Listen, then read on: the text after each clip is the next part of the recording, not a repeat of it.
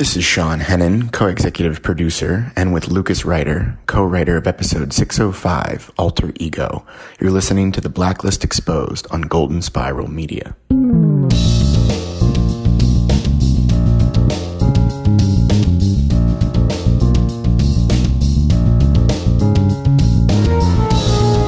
I just want to be clear, the only person that can talk about fate is Charlie. Welcome to the award-winning Blacklist Exposed podcast. I'm Agent Troy Heinrichs. And I'm inmate Aaron Peterson, still in the clink, and there's still no sign of Michael Schofield.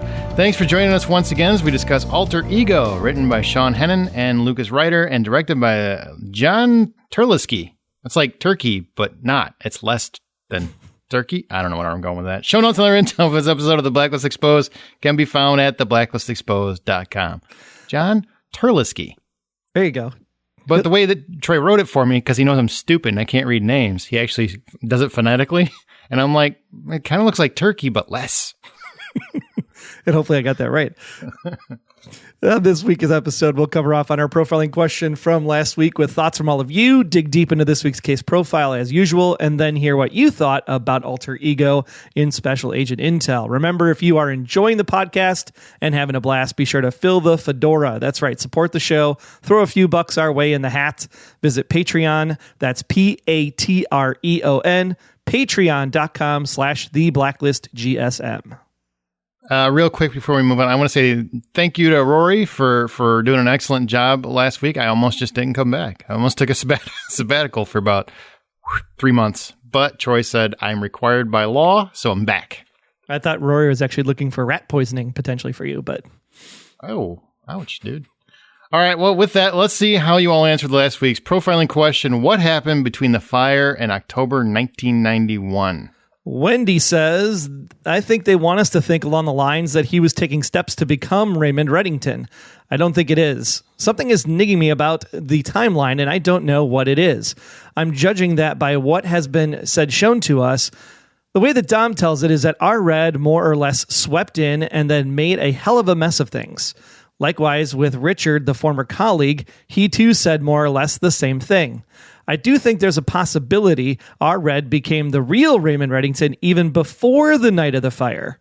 But then again, I may be talking through my arse. Well, props for using the word niggling, because I don't know what that means, and I actually had a trigger to it at first, and then I'm like, oh wait, no, it's an actual word. Okay. And right. Arse. Arse is a good one too. I love arse. Yeah, I mean, there's a lot to be said for that. I'm still of the mindset it's got to be brother, got to be another love interest. I mean, maybe he and Katerina were, they were going to run off with kids, and then the real Raymond Reddington got in the way, and then Liz shot dead, and also Kirk was there. I mean, it could have just been a whole conundrum of things that happened that night. And we should qualify here too. The reason why we asked this question is people were confused because they're like, well, wait a minute. If Requiem said the fire was in 89, and then Red says he comes home and finds his family all dead, Christmas of 1990, and then now the surgery is October of 1991. Like, there just seems like there's too much time in between. So what the hell's going on? All right. Moving on to Tori. Tori says stuff that we may or may not get answers to, which means the fans may or may not believe it. True. Very true.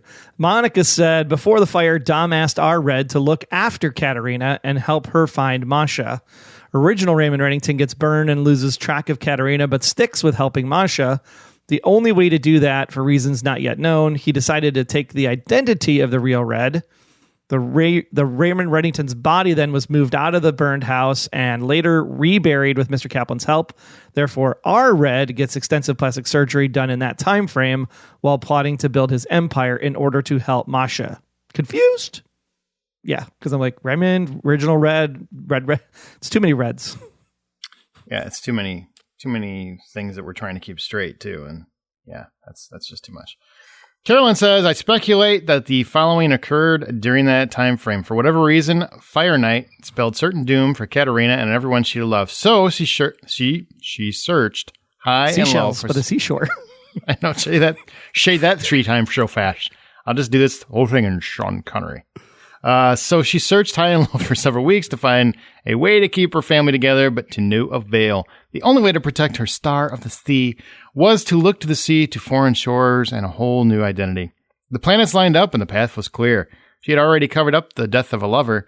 who'd met his violent end at the hands of her innocent daughter, and from the ashes of that terrible night rose a new life, a new identity, one which would allow her to provide for and safeguard her child's future. Extreme measures for a woman who led an extreme lifestyle. Sounds like the back of a novel. I was going to say, are we like Daniel Steele or something? That's how I was reading it. That's a book jacket I want to read. And then Tatiana put up a great blog post on Tumblr. I'll try to paraphrase this because it's rather lengthy. Yeah, because what you do great is paraphrasing. Basically, after Katerina's disappearance post the night of the fire in 1989, based in Requiem, she actually contacts Carla. And now Carla and her basically have this conversation about the affair. And then Katerina basically blackmails Carla, but promises that she can save Carla and her daughter, Jennifer. And then that's when they basically hatched a plan to make it look like Raymond Reddington was still alive on assignment. And then they go ahead and eventually set it up so that they burn the house down and all the other stuff in the family goes missing to go into WITSEC and all of that stuff. So that's how we get to the 1990 disappearance, because they're actually in cahoots, which I guess is supported by the conversation they have in the front back in season 2. Then Katerina had been playing Reddington for almost all of a year at this point, but she has to go underground because she's not quite perfect at it. So that leads us to Greta. Remember the lady at the theater that read Mother Courage to her in one complete sitting? Well, Katerina took refuge in the theater, the safest place for one who would need to become the identity of another person. So in the 10 months between 1990 and October of 1991, Katerina lived under the wings of Greta and learned how to become a man. And therefore, that was how she was able to practice deepening her voice, do the hormone replacement, grow the facial hair, et cetera, so she could begin her new life. I can't even take that seriously anymore. Whatever. But at least, but the good thing about it is that it at least uses things from the show to support the theory in order to make the timeline fit. So I give props for using the stuff on the screen and not stuff that you come up with out of your head. True story. But last week, Red banged that dude's mom. So I'm gonna go with Red's a dude. Still on that boat. Still on it. All right. Was there anything else? Nope. I think that's it for this week. That was a nice thesis. Well, next, for our next profiling question, here it is. Ready? Will Red get out of prison legally or illegally? Because this week, all right, he tried the legal means. It didn't work out. Now I want to know, what do you guys think? Is he getting out of the clink legally or illegally? He's going to have to bust out. Is he going to have to find the Schofield and Lincoln Burrows and figure a way out? Well, and they've already done the whole get people free from the prison transport thing, because now if he's going back and forth between Gen Pop and the holding and the Gen Pop and the holding for all these different scenarios that he's got to come and meet up with, and there's plenty of times for him to escape. It's possible. I mean, I'm starting to wonder if that's the only way he gets out of here, because I don't think he can beat all the other charges, except maybe his one out is, I'm not really Raymond Reddington. That would be a good way to go. That didn't even cross my mind, but that would be. But then is the immunity agreement valid then too? I guess it's confusing. Well, would it matter? I mean, if he could say, look, I'm not that guy. I mean, the guy you're associating me with, I'm not that guy. I mean, my pseudo whatever she is just proved it to you. So I'm not that guy. This is true. That would be a good way to wrap up the story. Mm-hmm. You got me on the gun charge. Okay, I'll take probation. Thank you. All right. Well, thanks to all that answered this week. Now, before we get conned into thinking we're watching Blind Spot, let's dig into this week's case profile.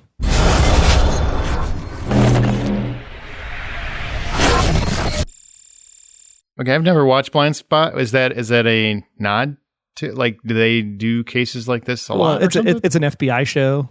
Oh, they got to follow. They got to follow the tattoos, the clues. I mean, so instead of me giving you a blacklister, I read the blacklister off your body. What's the difference? Understood. All right. Well, you know what? I'm done monkeying around for this episode. This episode is furtive. How many times I got to hear that word? And it's like the word of the day. It was like Sesame Street in spots. It was pretty funny. All right. So here's the plot of this episode. Van Ness is killed for dealing with business with Reddington. We think that's what puts him on the case, but it's actually not what happens. He's killed by monkeys or something. Monkeys. They were back in the shadow, and I'm like, what is that on his face? Is it just distorted? And then they get closer, and it's like, oh, it's monkey masks. Wasn't it creepy, though? It was super creepy. The music in the background, the whole people's mouths are gaping open, looking upward. Is this some kind of like, I'm thinking it's a ritual cult thing, like a religious concept potentially. And then it's just monkeys with dry ice in a container. I had a very, very reminiscent reaction to like when I watched The Strangers. You ever see the movie The Strangers? Yeah. Very similar to that, where you have people that wear these really like childlike but effectively creepy masks, and they're bouncing around the room, and you're having a debate in your mind, like, is this as creepy as I think it is? And then, yeah, this is really creepy. You got people in your house, and they're wearing child's masks, and they're terrifying. And then they kill this guy. They try to make him drink. Was that dry ice? Is that what it was? Well, it was some kind of poison. They use the dry ice for whatever they can do to make it foam up or smoke up for the effect to make First, it look I thought it was coffee, and then it, like, when it starts burning skin, I'm thinking, it's probably not coffee. It's probably something else. And he kills Van Ness and does this weird thing when they set them around a table and make sure that their mouths are agape, which I don't quite understand the purpose of that. Did you understand why that was? Was it just for an aesthetic? Was it just because they thought it was funny? What? My guess is they probably set it up to look like it would be some kind of serial killer thing, so that would keep them off their trail, because who's going to look for a bunch of actors that are murderers? So they probably made it look like it was a deeper conspiracy than it really was in order to keep them off their trail. That would be because otherwise it has no point. Well, they were kind of setting it up to look like the house just caught on fire, right? Like exploded or whatever. It wasn't supposed to look. It's supposed to look like an accident, not so much a murder. That's the part I wasn't putting together. It's like, if they're going to blow up the house, why spend all that time dressing up the scene to begin with? But that's why at first, when the cold open happened, I'm like, there's got to be way more to this story than just I blew up the house. Why would you do all of that work and then just torch the dog even? Well, to make it look like an accident. And by the way, I just want to say props to Blacklist, because nobody ever kills the dog on anything. Their dog always runs out. They even left the door open when they ran out, and I'm like, well, the dog's going to run out. Nope. Fido's dumbasses up there. Boom. I know it's a weird thing to give props for, but I like when they go through with it. Oh my gosh, PETA was definitely picking up the phone and calling this week, though. Oh, yeah, well, they call about everything else. They might as well. You heard they want Bo Peep's crook kicked off of Toy Story 4. Yes. Like, what? You need more to do. I mean, you're running out of people to complain about. All right, so Alter Ego sounds amazing, by the way. I think this is the greatest idea ever. Essentially, it's an organization that makes sure your dreams come true. No, hold on. I just want to get this on the record right here. That okay. Aaron thinks that Alter Ego sounds amazing. This whole concept about making your dreams come true. And yet he refuses to watch Dollhouse, which is the same kind of thing. No, I did watch Dollhouse. I didn't like it. Oh, I didn't realize you finished it, because I thought you. No, I didn't finish it. Oh, okay. I watched like 4 episodes and said no. Oh my gosh! Because my time is important to me. Your time's not. I understand. I value my free time. But I like Eliza Dushku too, but not enough to watch like 2 seasons of something I don't enjoy. But Harry Lennox is in it for 2 seasons. You should support Harry. I do support Harry. I watch The Blacklist every single week. So thanks, Harry. Anyways, continue. Okay, so it makes all your dreams come true. If you're a gay man wanting to fake a wedding to make your parents happy, done. Do you want to convince your best friends you date supermodels? You got it. All right, that's something I wanted to do. Sorry. If this was a thing, I would probably at least read the pamphlet, is what I'm saying. This is kind of a cool idea.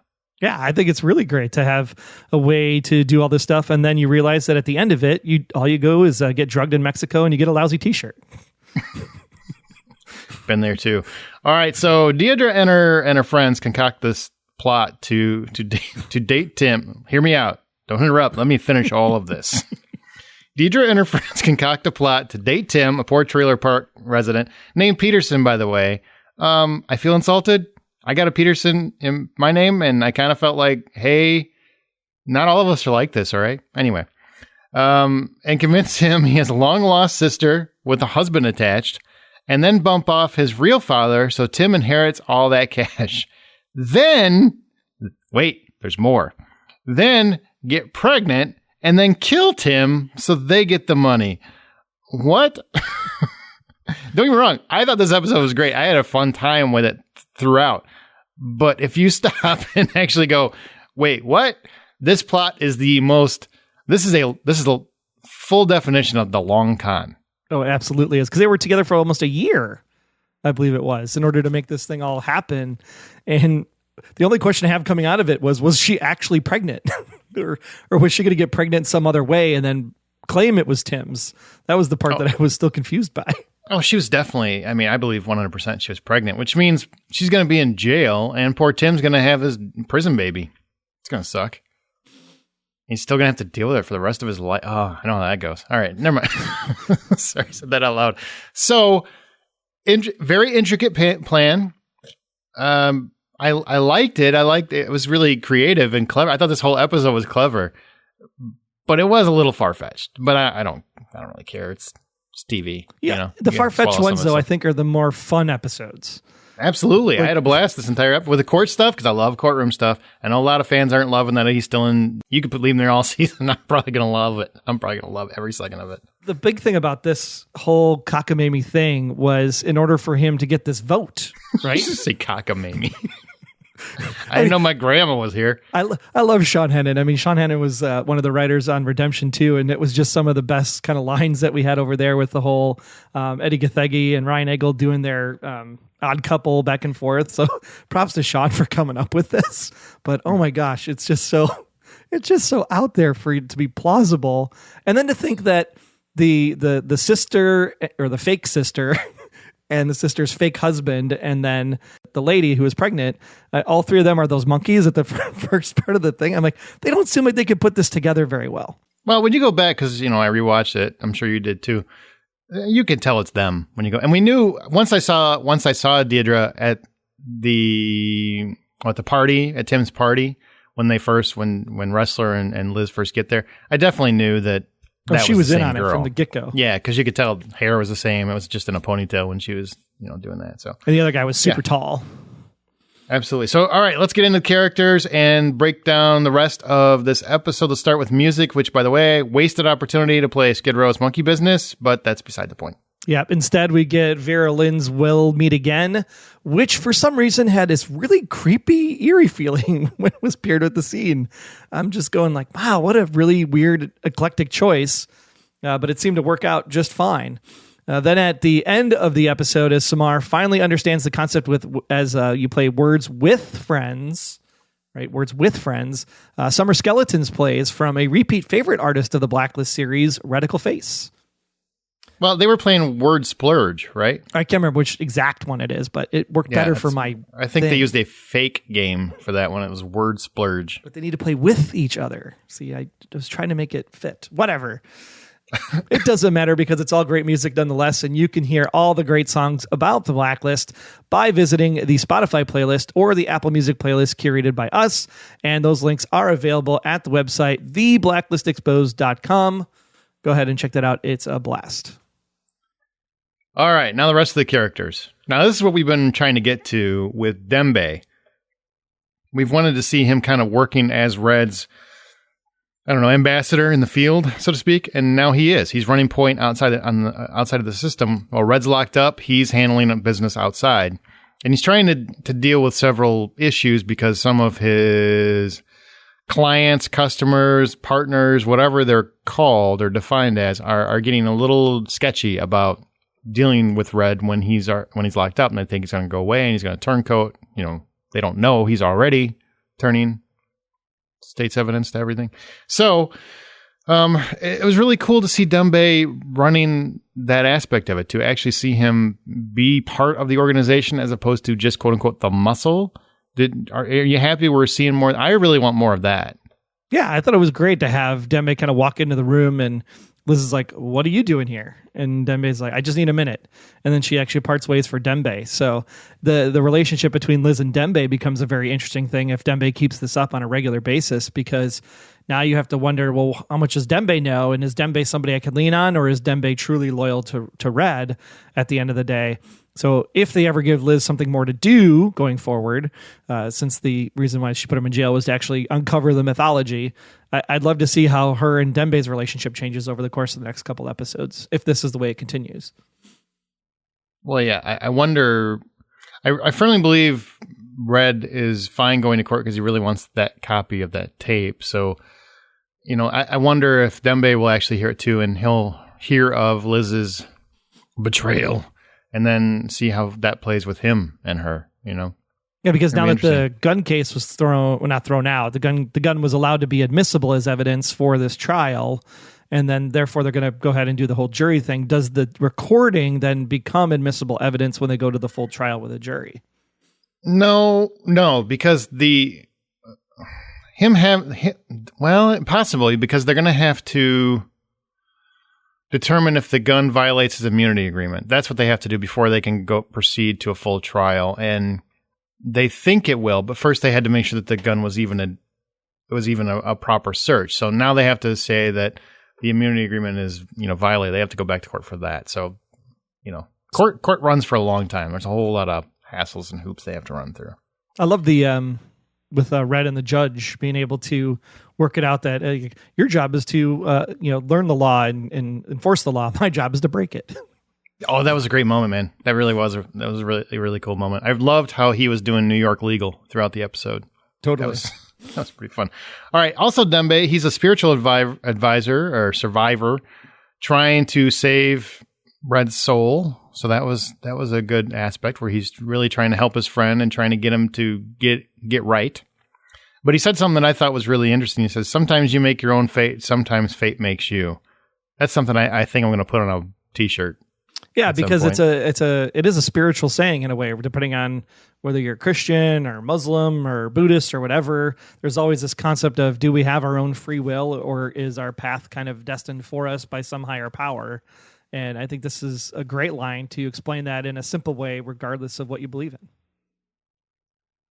All right. Well, now we get to a character who actually got something to do this week. Go wrestler. Hair still didn't move, by the way, for those keeping track. I'm going to start a drinking game. Every time you see his hair move, do a shot. Okay, so. That is the most sober game I've ever seen. I know, it's like the worst drinking game ever.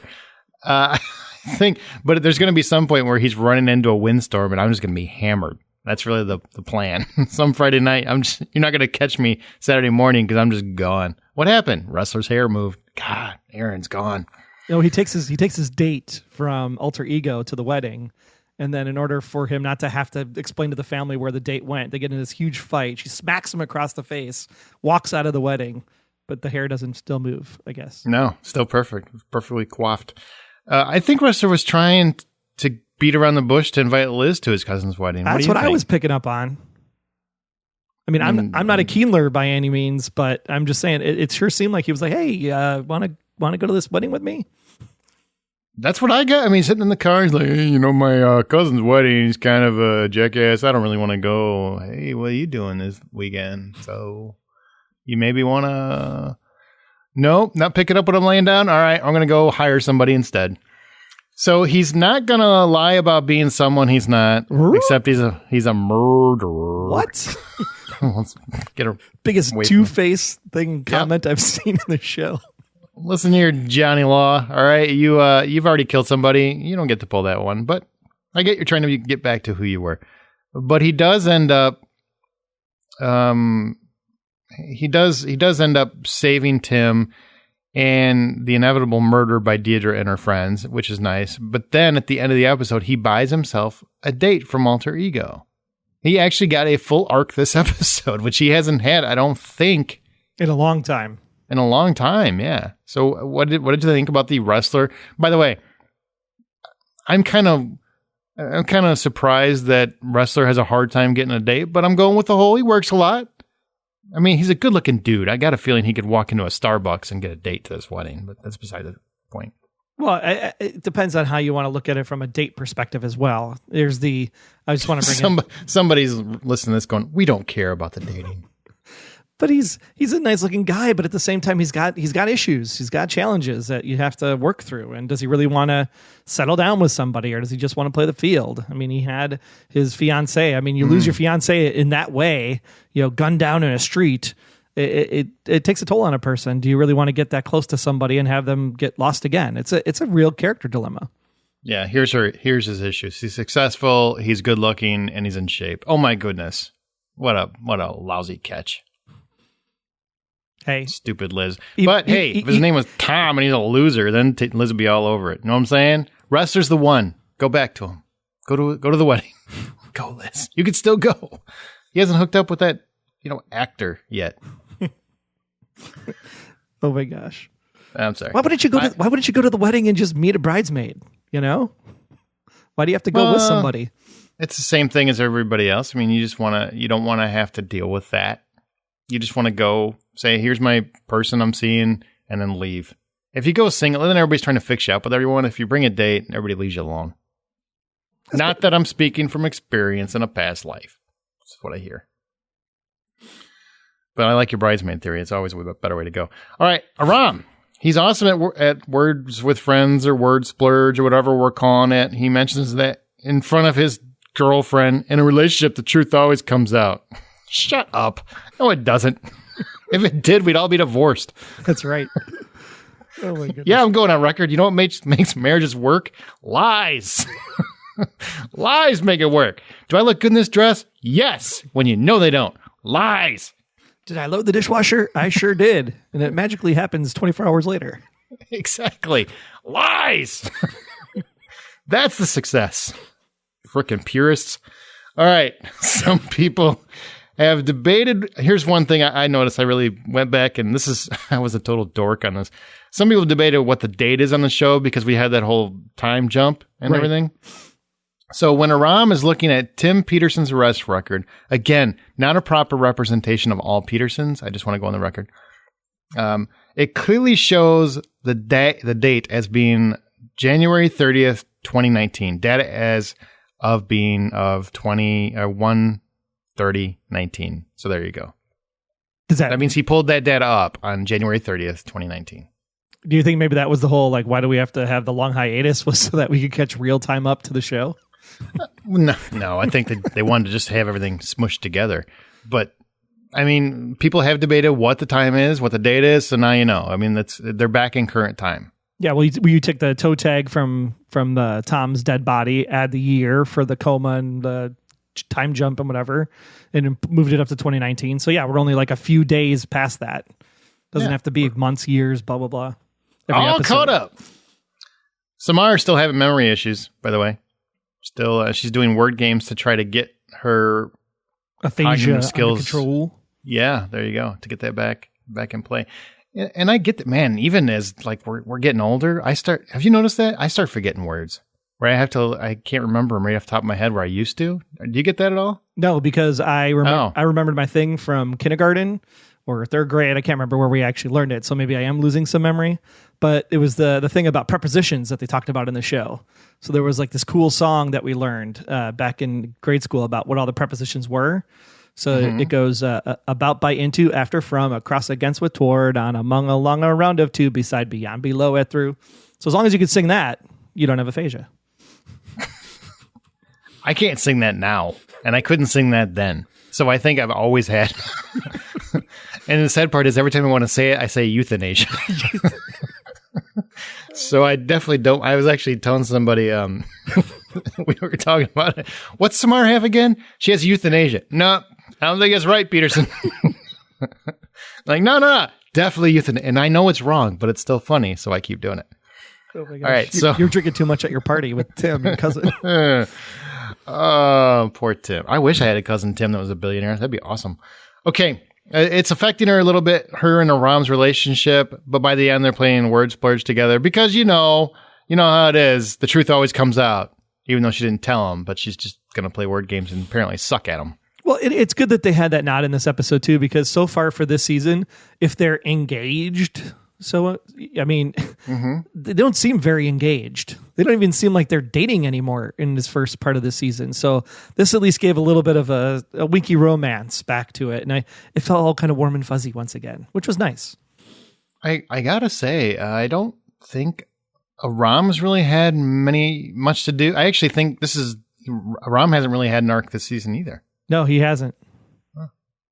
So Wrestler beat him. In this episode, yes. I mean, he just got an arc first, is what I'm saying. Like, Wrestler got an arc first. So Dembe got an arc first. Yeah. All right. Well, you better catch up to speed on that technical sport. Okay. You actually wrote in our format the preposition song. Let me see if I can read it. I can't. That's because I wouldn't have been able to sing it if I didn't write it down because I have aphasia.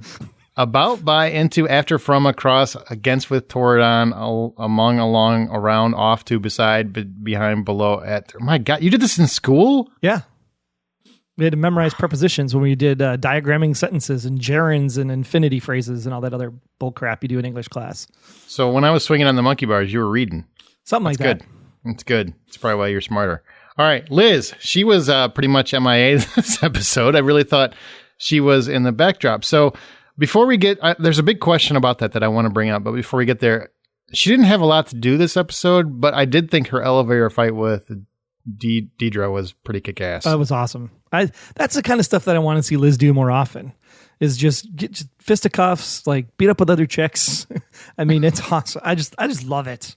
Chicks, dudes, I don't care who she's beating up. Just beat children, dogs, cats. I don't care. Just beat some stuff up.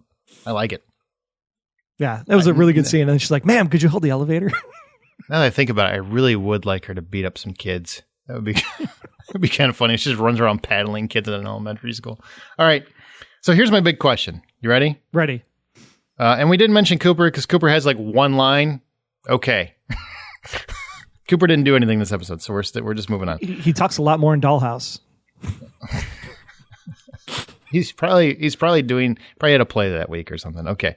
So don't you feel like Liz and Jennifer should be doing more while Red is locked up? Isn't that kind of the point? I have not seen any progress in that other than we found the doctor or a patient who might have been around when he had surgery last week. That's it. We got to hold that for like another episode later on, you know. So what's your opinion on that? Because I'm kind of, I don't want to say frustrated because I'm still enjoying the show and I haven't really, been bothered by it, but it has been noticeable because to me, that was the whole point. Put him in lockup so we can go ahead and we can find out stuff without him getting in our way. Yet you're not doing anything that I've seen unless there's like an episode that's going to go back in time though. Well, and to be fair, because I think we kind of, with the whole 2-hour premiere and then we had the preemption that one, it has only been 2 episodes. Well, no, he's been in jail. This is number 5. So that's 3 episodes he's been in jail. Well, he was in jail at the end of the second episode. 2, and then 3, 4, now 5. Episode 3, they found out the identity of the guy. The doctor had the patient that they're going to have to go track down. So really, it's only been 2 episodes that there hasn't really been progress with the Liz I would and say Jennifer that neither one of those have really been progress. For me, I'm thinking, this has got to be weeks we're talking because courts, they take time. Yeah. It's been weeks. To me, there needs to be more than that, I would think. I mean, maybe I'm just being one of those, annoying TV watchers. I don't know, but that's what I'm getting from it. Doesn't feel, it's not moving on my clock, man. Well, and that's the challenge with the 22 episodes versus the 10 episodes. Because I think when we watch a 10 episode show, by like episode 4, we're like, 6 left. get this thing moving. Like, what's going to happen here? But we forget that there's still 16 left at this point. So they have. I get that. I get all of that. It's just, I just feel like I'm not seeing enough. But I'm hoping that maybe we'll get some like a whole episode on Liz and Jennifer, what they've been doing while he's locked up or something. Maybe that is coming down the pike or up the pike. See, and that's a TV trope I hate. I hate when they do okay, we're moving along, A, B, C, D, E. Oh, let's go back to B.5. Just keep it in sync with each other. They can do stuff while he's in jail. She doesn't have to be there being like, did you hear the tape? Did you hear the tape? Did you, huh? Well, they're not doing anything right now. So do something. Make something happen. I want them to get somewhere and get some information. I'm sure next week we'll get something because they can't go like 2 or 3 episodes without doing something. I'm just saying. I have officially joined you though in the I am not watching a promo ever again. Finally, you just now get there? Well, this one was the most infuriating because they're like, I haven't for this episode? Yeah, because they're like alter ego, and I'm like, well, that doesn't sound like a Blacklister. It's got to be a non-numbered episode. It's going to be something huge. There's a tape. There's a tape with the recording of the person. Did you listen to it? And then it's the last 2 seconds of the episode. I'm like, come on, son of a, so much hype for 2 weeks and nothing. You got me, NBC. You got me. I typically watch it like afterward just to see what they gave away this time. And apparently the whole promotion is based on him gonna hear the tape. And then he doesn't even hear the tape. I thought that was actually kind of funny. I'm like, somebody threw their drink at the TV at some point. That was me. Was it? Yeah, I mean, the one I saw anyway, maybe you saw a different one, but it was all like, he's going to hear the tape, and then he's going to know who betrayed him. It's kind of like what the whole vibe was. Is that the same one you saw? He already knows. You think so? I think so. Although I did find it funny at the end. It's like when he's like, and when I find out who did it, I'm going to go kill him.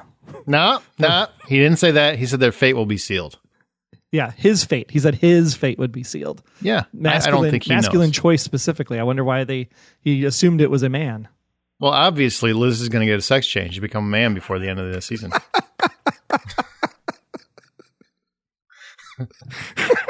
Sorry, too far? All right, let's go to Red. There are no accidents around me, not unless it's on purpose. One of my favorite lines. I'm going to get that one on a t-shirt. That was pretty good. But he continues his antics at the trial. He does have a very human moment with Dembe in the jail cell. But aside from that, it's very, like I said, New York legal from Red Reddington this week. Do you like what he's doing, what Spader and Reddington has been doing in the courtroom? Oh, absolutely. I think the whole suit thing was amazing. The guy in the navy suit, he's like, no, it's more like a twill. It's like when in the right light, it becomes a plum or a red. It was like, oh my gosh, it's like perfect Alan Shore, but with a whole different Reddington spin on it. And it's like even better. That I hope that they actually go back and make Boston, or maybe it's New York legal, right? As you were saying, they make it like New York legal, but with Reddington. I think that would be a fantastic show. I got to tell you, his cross-examination of the officer was spot on and well done. I was actually very impressed. Usually when TV, you get cross-examinations the whole time, especially if you ever went to school for any of it, you're just looking and go, right, okay. You can't say that. You can't do that. You can't, most of it was actually pretty spot on. And the judge was great because her, even though I don't necessarily agree with a lot of her findings, I get where she was coming from, and it was very well explained and very detailed. They did the writers did a lot of really solid research on presenting this properly, which is cool because a show like Blacklist doesn't really have to do that. They can make it more entertaining, more dramatic, and it's actually pretty close to the law. And I think the challenge with the courtroom scenes that people aren't liking is that maybe there's no counterbalance. So you have the courtroom scenes, which are really good, but Liz isn't doing anything. He can't shoot people. That's what it is. Well, Red's not killing people. He's confined. See, I like that. We've had 5 years of him doing all the cool stuff. Let's see him a little bit more challenged. I actually want to see him more challenged in prison and with the court system. And maybe not the whole season, but, if you've watched the show before, which everybody listening obviously has, you know that usually the first half of the season is one direction and the second half is a different direction. And that's what I think he's going to be in jail until episode 10, 12, something like that. Well, and the thing I love about Reddington the most is that when you really look at the series as a whole, I mean, I love the things like he drops the cigar and the Hellfire missiles rain down on the beach in the season 2 premiere. Like things like that are bombastic, right? Where he coats the guy with the alcohol and then lights the cigar, and it's like, oh, it's taking too long. The suspense, and he shoots him anyway. Those were fun things back in the day. But the dialogue and his mannerisms and the speeches that he gives, I think, is what really makes the character. So to be able to hone in on his dialogue and his wittiness and the way he does things, I think it's much more fascinating to see how he gets himself into and out of situations because of that. Mm-hmm. And this one, normally, I will say in past seasons, I kind of get how he's going to get out of this, how this crazy Duke boy is going to get out of this one. I have no idea at this point because so far they've actually had some really good legal ins and outs to try to maneuver to get him out of here.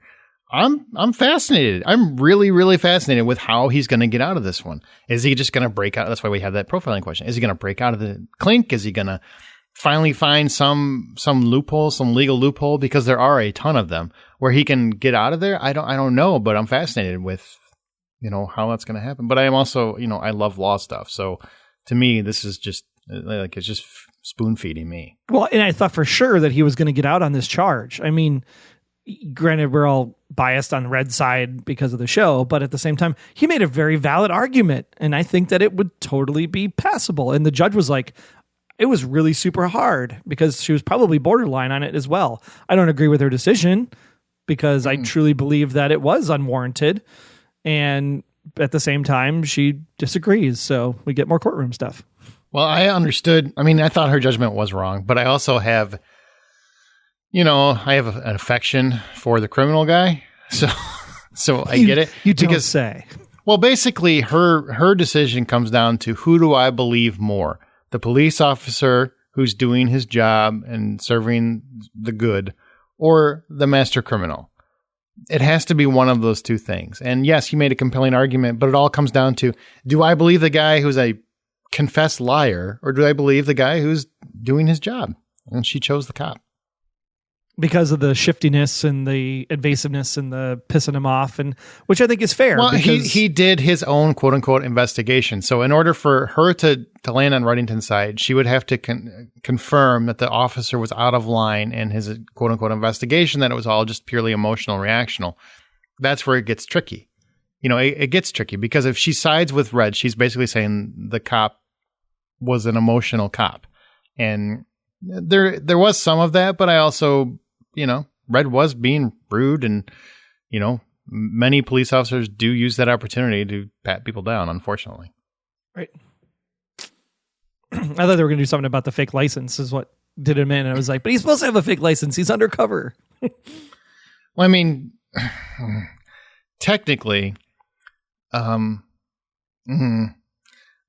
here's the trick. Okay. Here's one legal thing that I think would have ended the show about 20 minutes before it did. He actually confesses to using a counterfeit license.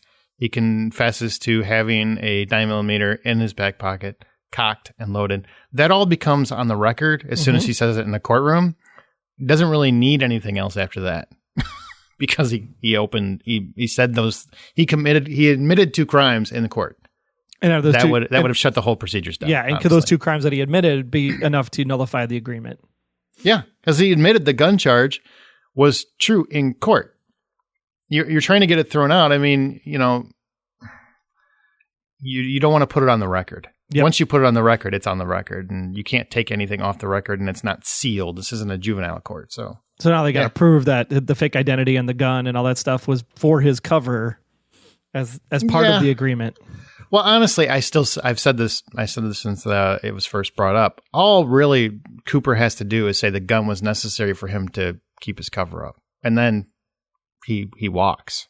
But I don't know if they're going to do that. They're obviously going to go a different way, and they're going to drag it out a little bit more. But I think Cooper's going to be the savior in all of this at some point. I'm sure he will. Yeah. Okay. Now the recording. He vows to hear the tape. He wants to hear that recording, and he tries to obviously get it brought up in court, and they won't do it. Thankfully, I was actually watching that going, you better not, because there's no reason he needs to hear it. He just needs a transcript. And they did that. And I was once again, I was very impressed with that. But he is going to hear it at some point. Otherwise, the TV show isn't going to be as exciting. Is he going to hear it, though? I mean, he's going to hear it. Liz is already broken into some evidence lockers in order to steal stuff out of there. So could she go break into some more evidence lockers and steal that out of there? He's going to hear it. I guarantee. Before we get to episode 10 or 12, he's going to hear that tape. Maybe next week. I don't know. It depends on what the promo said. But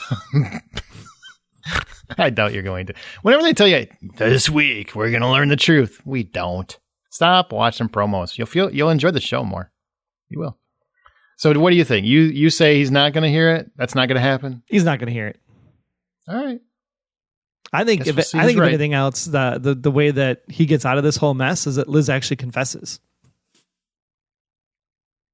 You think she's going to confess? How are they going to be able to work together if he's like, I'm going to kill the person who did this, blah, blah, blah, blah, blah. And the only way that he's like, I understand why you did it, and then if the confession gets him out, it'll be like her pass. You get one pass. I could see her doing that once she finds anything, but she has to find something besides he's not Raymond or anything. She needs more than that. And maybe that's what she finds out. Like, here's all this good humanitarian stuff he also did for the 20 years. Like, all this money he has amassed is actually funding, feed children around the world. End hunger. True. Or an environmental cause in the case of Megan. So possibly, I guess. Well, so what do you want to? Here's what I want to know is what do you want to happen? So he finds out she's behind it. She's the shady one. Does he kill her? Would he actually try to kill Liz, do you think? What's your opinion on No that? way in hell. Yeah, I agree. No, that'd be weird. Like the whole time he's like protecting her and then she's the betrayer. I think he goes, bravo. You finally learned and you are the master class and you have bested me. I bow to you. I don't think it's quite going to roll that way. but because there's going to be something. I mean, I think he's got to understand. I don't think Dembe will hold it personally against her. But he did say his fate will be sealed. I'm kind of curious what that means because he didn't say I'll kill him. He just said his fate will be sealed. And I think everybody, whoever it is, their fate might be different. That's true because technically, we assume that this is like the on-screen versus off-screen thing. We assume fate will be sealed means you dead. But fate would be sealed could mean something like you have officially immersed and transformed yourself from the goody two-shoe FBI agent to the criminal mastermind, that you were always meant to be. Boom, boom. Yeah. I'm excited. What I want to see, though, I want to see some movement. Like, Jennifer hasn't been on the show for 2 episodes. Like, they got to do something next episode. They got to. She was on the pawnbroker one for like a half a second. For like half a second. So she really hasn't been on for 3 weeks. She hasn't done anything. Right. That's really what it was. She hasn't really done anything since he's been locked up. The whole point of the plan. And she hasn't done anything. So we need to see some movement there. And I think we're going to. Hope so. I have faith. The faith. Ah. That was my George Don't Michael. ever do that again. All right. Well, want to take a quick second to say thank you to those of you that are supporting our show on patreon.com/theblacklistgsm. That's Patreon, patreon.com/theblacklistgsm, or anywhere you see the word support the show. You can help make the podcast better by throwing a few bucks, pound, yen, whatever, in the hat, so to speak. We have different support levels for you, which you get cool rewards, like a t-shirt if you want to become a task force or syndicate member. You can also even get your own official Blacklist number. Yes, and by contributing to help us hit some goals as well, we can bring back the Blacklist Exposed apps. We can do the show live and see the video of Aaron and I each and every week, scary as it may be. I don't know if anybody really wants that. And Maybe that's what's going to hinder donation. But we do want to try to get like a watch party or something, either here in Chicago or in New York or something. So if we can get up to that $2,000 a month level, that would be awesome. And every bit of support helps, and we want to thank Doug for being our very first official blacklister. Doug gets his own official number and blacklister name. Also, big thanks to our syndicate member Marilyn for her gracious support, and our task force members Leonie and Brandon. All of them get a cool Blacklist Exposed t-shirt as well. Also, shout outs to Kevin, Paulette, Isabel, Richard, Nell, James, Michelle, Judy, and Sharon for being our amazing special agents. Thanks so much for supporting us and supporting the podcast. Woo-hoo. Again, that's spelled Patreon. That's patreon.com/theblacklistgsm. Fill the fedora and get some awesome rewards for yourself. We'll be back with special agent intel right after this. Welcome to Smirk. Each week, one of our hosts will write a story with a specific topic in mind. After unraveling their tale, the fun begins as we identify and launch into a spirited discussion on the author's topic. It's a meshing of creative storytelling, realistic discussion, and a healthy dose of humor. Be sure to subscribe to Smirk on your favorite podcast app.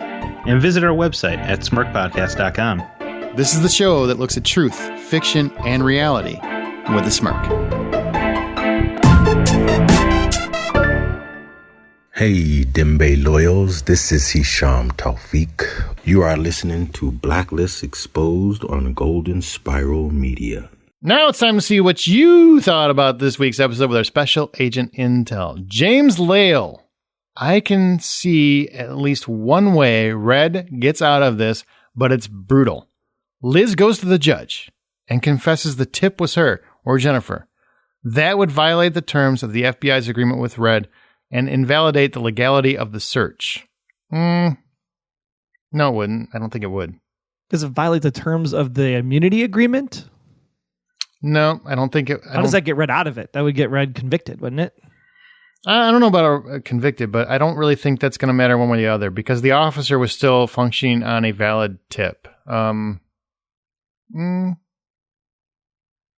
I mean, possibly because, I mean, she has inherent now. No, I mean, because it wasn't untrue. Nothing that she tipped them off to was untrue. Yeah. There was a man in his 50s with a hat and a suit. And good idea. I just don't know if I would concur. I don't know if I would agree with that, but you could be right. I mean, he did look fishy. I mean, he was buying a pretzel from a cart on a street.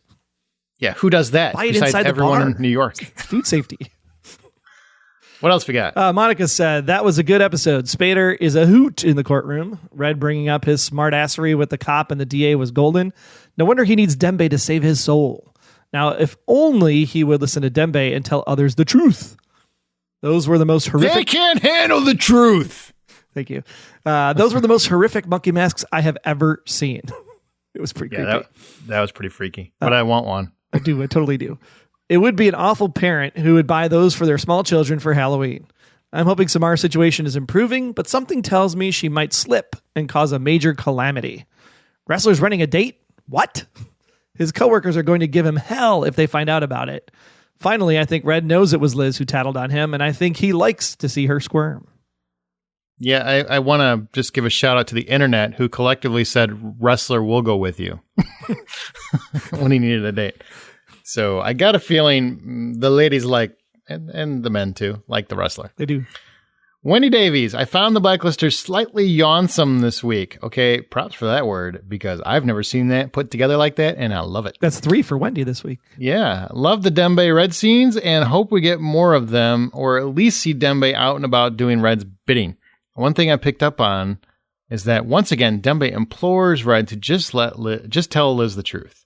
This makes me think that he may have suspicion it was Liz who made the call. I also think that it's a possibility, which is what Troy seems to think. I also think it's a possibility that whatever the truth is, could have the potential to save his life. Red appears to be in a vulnerable place despite all that bravado in court, and his obsession with finding out who betrayed him could end up being his own undoing if he doesn't tread carefully. Thank goodness he has Dembe as his spiritual advisor. Red is going to need someone to keep him grounded over the next few weeks. What's funny is that if Liz's tip, and for some reason he doesn't get out of this and he does get put in a death penalty and blah, blah, blah, then that painting from season 3 actually comes true. It was Liz that put him in the ground. Oh, well, guess what? A spoiler alert, it's not going to happen. Not going to happen. Crystal said, I like the episode. I think Wrestler going to Alter Ego could have been one of two things.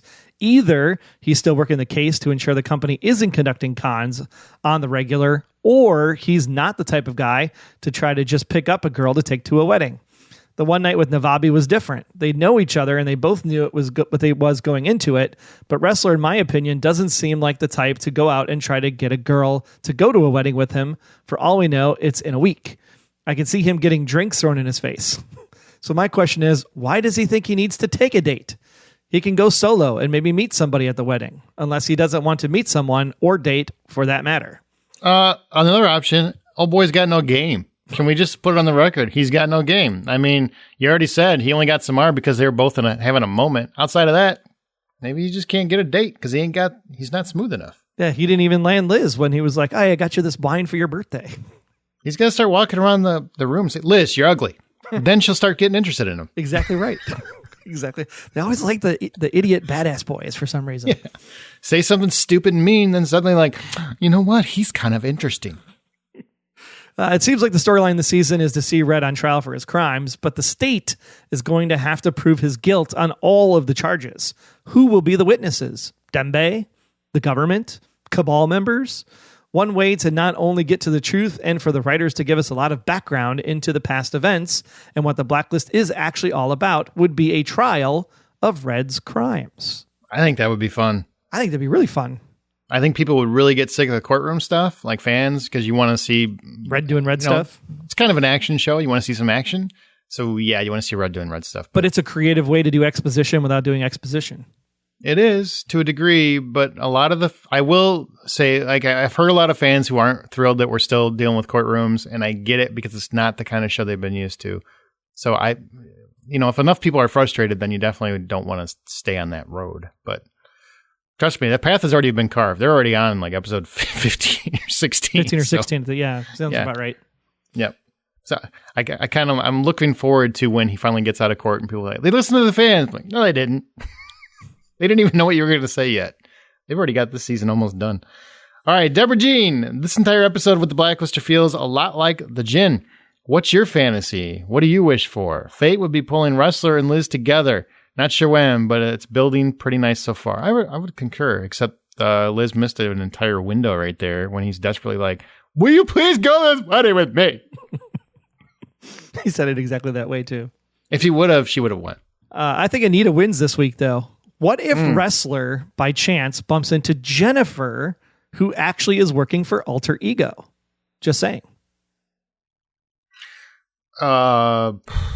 Weird. That would be weird. It ties it together. Like, she's not really Liz's sister. She's just playing the role because Liz wants a family so bad. No, I'm not buying that. I mean, she knows there is a Jennifer. We know that. Naomi had a daughter. That's a little far-fetched, but it would make it interesting. I'll give you that. They would have to go a long way to sell me on that. Not quite as far as the Red Arena thing, but they'd still have to go pretty far to sell me on it. But she does have that conversation with, was it Timothy, right? About he just wanted a family. I could totally understand that. Like those lines in the dialogue are there for a reason. And I get it. It's a good working theory. I like it. I like it too. But I also think Tim did want a family, so it kind of fit with old Tim. Poor Tim. I hope he's redeemed the name. Yes, the Peterson name. I sure it's hope very he important has. to me. Man, and then he sends you a check. I'll take it. I will cash it. I will eat that up. All right. Well, I think that's going to do it for this episode. We're going to conclude this episode. Be sure to follow us on Twitter at the Blacklist GSM, where we live tweet during the East Coast feed when possible. And we use the show's hashtag the Blacklist. Don't forget to follow us on Tumblr, Instagram, and join the Facebook group. Just search for the Blacklist Exposed. Talk about the show, the podcast, or how you would spend an inheritance, say $10 million. Is that all he got? I thought he got more than that. Everybody got, I think the other two groups got 10 million, and then he got the rest. However much the rest was. Billions, I just assumed it was billions, because I figure if you're getting a vote at a table like that, you got to be a billionaire, because the millionaires are like peasants to them. Yeah. They're like, oh, you got 10 million? Get out of here. You just won the lottery. You got an inheritance. How much money did you what would you buy? What would you do? Talk about it in the group. That would be fun. All right. You can also subscribe to our show on Apple Podcasts, Google Podcasts, Spotify, and now Pandora, or from your favorite podcast player of choice. You can even listen from the website, plus all the intel and analysis about this episode for Alter Ego by visiting theblacklistexposed.com. I do want to mention, Troy came on our recent The Hollywood Outsider episode. We talked about a lot of the upcoming TV shows, so you can check that out if you go to thehollywoodoutsider.com. And that was a pretty fun episode. It was like a TV preview of 2019. Big thanks for listening. Don't forget to answer our profiling question. Will Red get out of prison legally or illegally? How's he getting out? Is Michael Schofield going to show up? Do you not know who Michael Schofield is? That's really the important question. Because while we're waiting for the next episode, you could go binge Prison Break. That's a lot of Prison Break. It's a great show. I don't care what anyone says. I don't care how ridiculous it is. It's a great show. The fifth season was better than the fourth season, but it was, yeah. All of it is good and good watch. Better than Blind Spot. I've never watched Blind Spot. Don't. It came up where, and you could definitely keep this in the podcast. So we were getting ready to watch it, and it was on, and my wife and I were debating, like, do you want to watch it? She's like, no, let's just watch last week's Blacklist again. Like, okay, done. So I don't think I'm ever going to watch it. Great concept, but no offense to Jamie Alexander. She's most beautiful actress, and that doesn't smile. She never smiles in that show? No, barely. That's too bad. All right, well, we're just rambling at this point. All right, guys, you have a great week. All right, see you next week. We'll see you later. Until next time, I'm Agent Troy Heinritz. That's at Troy Heinritz on Twitter. And if you want to learn more about me, just visit, about.me/Troy Heinritz. And I'm Agent Aaron Peterson. You can hear me talking about movies and TV on the Hollywood Outsider podcast, as well as Remake This Movie Right. We are available at thehollywoodoutsider.com or on Twitter at 5popcorn. Be sure to subscribe, download the app, submit your feedback, but most importantly, keep yourself off of the Blacklist.